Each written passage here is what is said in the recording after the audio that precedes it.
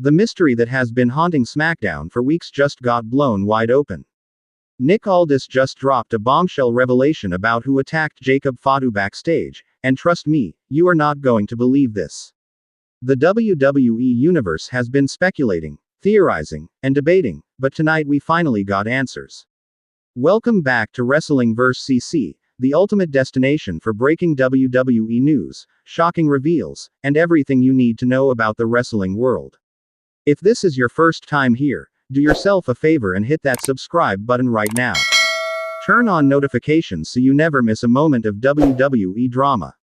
And if you're as shocked as we are about this revelation, smash that like button and let us know in the comments who you thought the attacker was. Let's rewind and set the stage for those who might have missed how this whole situation started. 3 weeks ago on SmackDown, the show opened with chaos. Medical personnel were rushing through the backstage area. Cameras caught up to find Jacob Fatu laid out cold in the parking lot area. The Samoan werewolf, one of the most dominant forces in WWE, was down. Someone had taken him out before the show even started. The attack was brutal. Jacob Fatu was found unconscious next to a production truck. There were dented equipment cases nearby, suggesting a violent confrontation had taken place. The medical team immediately called for paramedics. Fatu was loaded onto a stretcher and taken to a local medical facility. The WWE Universe was in shock. Who would be bold enough, strong enough, to take down Jacob Fatu? The speculation started immediately on social media. Was it someone from a rival faction? Was it a solo star looking to make a name for themselves? Could it have been someone from Fatu's own past coming back for revenge? The theories were endless. Every week since that attack, Nick Aldis has been promising a full investigation. Security footage was being reviewed. Witnesses were being questioned. The SmackDown general manager assured everyone that justice would be served. Week 2 rolled around and the mystery deepened. Jacob Fatu returned to SmackDown, but he was clearly not at 100%. He had visible bruising on his ribs and was moving gingerly. But the Samoan werewolf wasn't about to let this slide. In a backstage interview, Fatu made it crystal clear that he wanted answers. He demanded that Nick Aldis find his attacker. The intensity in Fatu's eyes was frightening. You could see the rage burning inside him. Fatu even took matters into his own hands. He started confronting various superstars backstage. Anyone who looked at him sideways became a suspect. There were tense moments with several wrestlers. Accusations were flying. The backstage area was a powder keg ready to explode. But still, no concrete answers emerged. The attacker remained in the shadows. Throughout this time, Nick Aldis kept saying he was close to solving the case. He would appear on screen with updates, always saying that security footage was being analyzed frame by frame. He mentioned that there were complications with the footage. Some cameras had mysteriously been disabled. Others had been repositioned. This wasn't just a random attack. This was planned. This was calculated. Last week on SmackDown, the tension reached a boiling point. Jacob Fatu stormed into Nick Aldis's office during the live broadcast. The cameras were rolling as Fatu demanded answers immediately. He slammed his fists on Aldis's desk. He gave the general manager an ultimatum. Either reveal the attacker by next week's SmackDown, or Fatu would tear the entire roster apart until he found the culprit himself. Nick Aldis, to his credit, remained calm under pressure. He looked Fatu directly in the eyes and made a promise. Next week, he would reveal everything. The investigation was complete. He knew exactly who attacked Jacob Fatu. But Aldis wanted to do this the right way. He wanted to make the announcement publicly, in front of the WWE Universe, so there would be no confusion and no escape for the perpetrator. That brings us to tonight. SmackDown opened with Nick Aldis standing in the center of the ring. The arena was packed. You could feel the anticipation in the air. This was the moment everyone had been waiting for. Aldis had a microphone in hand and several security guards positioned around ringside. He was taking no chances. Aldis began by recapping the entire situation. He talked about the viciousness of the attack 3 weeks ago. He discussed the extensive investigation that had taken place. He thanked the security team for their thorough work. He acknowledged how this attack had created an atmosphere of suspicion and paranoia throughout the SmackDown locker room. But now, it was time for the truth.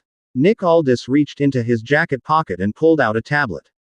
He said that he had the security footage queued up and ready to show on the Titantron. The crowd leaned forward in anticipation. Fatu was shown backstage, watching on a monitor, his jaw clenched, fists balled up, ready to get his revenge. But before showing the footage, Aldis wanted to bring out the attacker face to face. He wanted them to own up to what they did.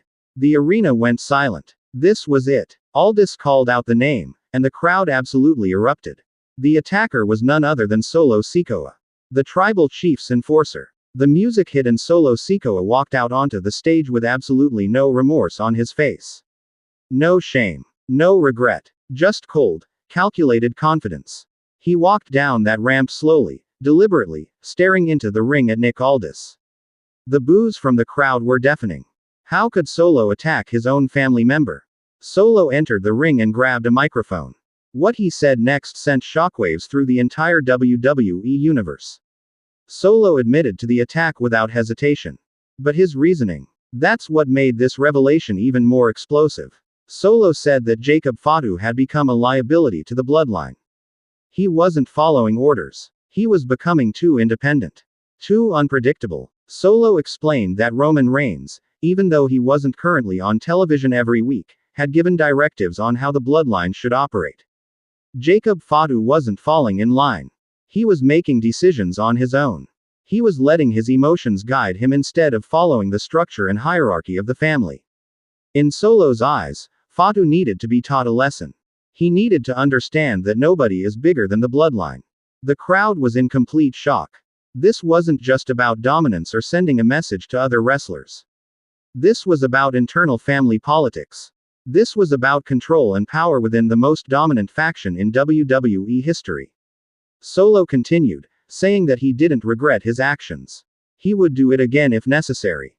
The bloodline must remain strong, and anyone who threatens that unity must be dealt with. Nick Aldis then showed the security footage on the big screen. Clear as day, you could see Solo Sikoa waiting in the shadows of the parking lot. Jacob Fatu walked past, completely unaware. Solo emerged with a steel pipe and struck Fatu across the back. Fatu dropped to his knees. Solo delivered another brutal shot to the ribs. Then one more across the back that sent Fatu sprawling to the concrete. But it didn't end there. The footage showed Solo dragging Fatu behind the production truck to hide him from immediate view. Solo then calmly walked away, disposing of the pipe in a nearby dumpster. The whole attack was methodical. Planned. Executed with precision. This wasn't done in the heat of the moment. Solo had waited for the perfect opportunity. Before anyone could process this information, Jacob Fatu's music hit. The Samoan werewolf came charging down to the ring like a man possessed. Security tried to stop him but he bulldozed through them. Solo dropped his microphone and prepared for the fight. These two family members were about to tear each other apart. They collided in the center of the ring with explosive force. Punches were flying from both sides. Fatu had rage on his side but Solo was calculated and defensive. Nick Aldis quickly called for more security. Within seconds, what seemed like 20 security guards flooded the ring, trying to separate these two warriors. It took everything they had to pull them apart. Fatu was screaming at Solo, promising revenge. Solo was smiling that sinister smile, taunting Fatu, telling him he got exactly what he deserved. The tension was nuclear. Nick Aldis got between them and made a huge announcement. Next week on SmackDown, it would be Jacob Fatu versus Solo Sikoa in a no disqualification match. The crowd exploded at that announcement. But Aldis wasn't done. He added one more stipulation. The loser of that match would be suspended from SmackDown for 30 days. The stakes couldn't be higher. Not only was this about personal revenge, but career implications were now on the line. Whoever loses disappears from television for an entire month. The show went to commercial with that bombshell hanging in the air. When they returned, both Fatu and Solo had been escorted to separate areas of the arena. Backstage interviews showed Fatu vowing to destroy Solo. He said this wasn't just about the attack anymore. This was about family betrayal. This was about Solo thinking he had the right to police the bloodline. Fatu promised that next week, Solo would learn a painful lesson. Meanwhile, Solo was unbothered in his interview. He remained calm and calculated.